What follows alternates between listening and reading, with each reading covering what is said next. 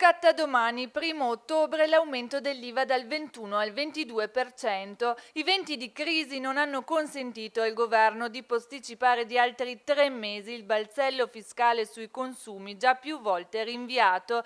Le ricadute economiche di questo incremento saranno pesanti e a pagare maggiormente, secondo la CGIA di Mestre, saranno le famiglie meno abbienti e più numerose.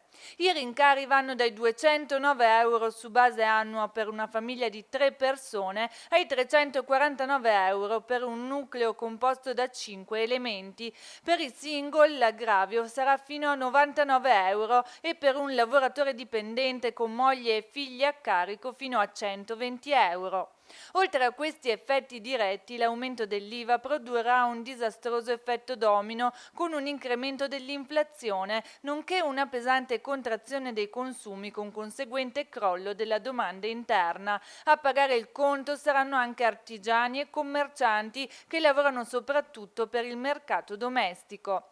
Secondo l'analisi della CGI, i prodotti e i servizi che subiranno i maggiori aggravi sono i mobili, gli elettrodomestici e la manutenzione della casa, per poi passare all'abbigliamento e le calzature.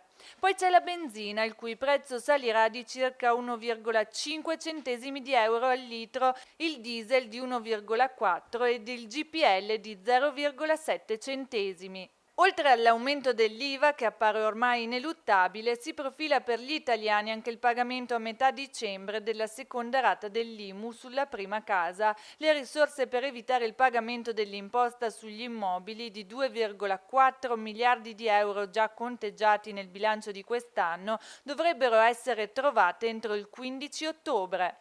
Ma con la crisi politica in atto è molto difficile che nella maggioranza si arrivi ad un accordo. Potrebbero esserci problemi anche sulla prima rata dell'IMU, dato che il decreto che l'ha cancellata è ancora in Parlamento.